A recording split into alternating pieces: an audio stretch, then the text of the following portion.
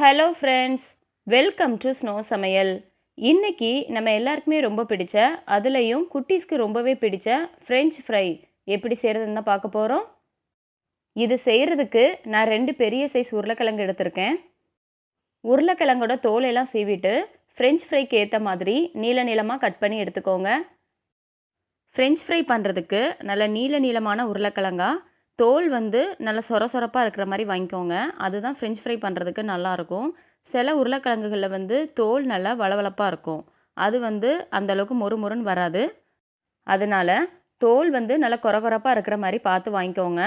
அப்படி இருந்தால் தான் ஃப்ரெஞ்ச் ஃப்ரை நல்லா மொறுமொறுன்னு கிடைக்கும். இதை ஒரு பவுலில் சேர்த்துட்டு தேவையான அளவுக்கு தண்ணி ஊற்றி 2-3 தடவை நல்லா அலசி எடுத்துக்கோங்க. அப்போ தான் இதில் இருக்கக்கூடிய ஸ்டார்ச் எல்லாமே போகும். இதை க்ளீன் பண்ணிகிட்டு இருக்கும்போதே அடுப்பில் தண்ணி வச்சுக்கோங்க. தண்ணி நல்லா கொதித்ததும் ஸ்டவ்வை ஆஃப் பண்ணிவிட்டு இதில் கொஞ்சமாக உப்பு சேர்த்துட்டு எல்லா உருளைக்கிழங்குகளையும் இதில் சேர்த்து ஒரு 15 நிமிஷத்துக்கு அப்படியே விட்டுருங்க.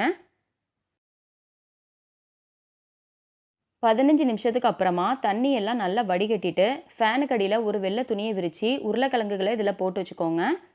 ஃபேன் காற்றுலையே இதில் இருக்கக்கூடிய தண்ணி எல்லாமே காஞ்சி போகட்டும்.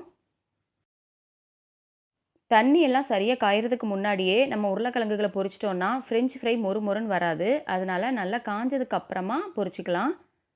இதுக்கு மேலே இன்னொரு டவல் வச்சு எக்ஸஸாக இருக்கக்கூடிய தண்ணியையும் நல்லா தொடச்சி எடுத்துக்கோங்க. இப்போ பார்த்தோன்னா கொஞ்சம் கூட தண்ணியே இல்லை, நல்லா காஞ்சி வந்திருக்கு பாருங்கள். இப்படி வந்ததுக்கு அப்புறமா தான் நம்ம எண்ணெயில் போட்டு பொரித்து எடுத்துக்கணும். இப்போ உருளைக்கிழங்குகளெல்லாம் பொரித்து எடுத்துக்கலாம். ஸ்டவ்வை லோ ஃப்ளேம்லேயே வச்சுக்கோங்க. உருளைக்கிழங்குகளோட கலர் சேஞ்ச் ஆகிடக்கூடாது. ஒரு 40% வெந்தாலே போதும். ஏற்கனவே நம்ம சுடுதண்ணியில் போட்டு எடுத்துருக்கோம். அதுலேயே கொஞ்சமாக பாயில் ஆகிருக்கும்.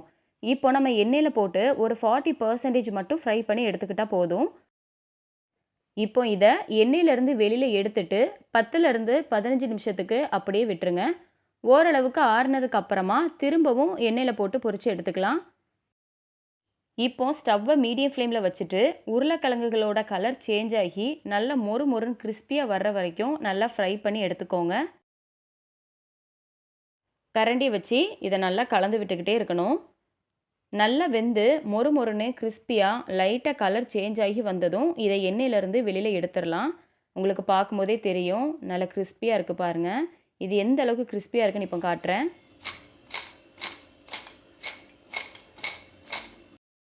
இது கூட கொஞ்சமாக உப்பு சேர்த்துட்டு நல்லா கலந்து விட்டுறலாம்.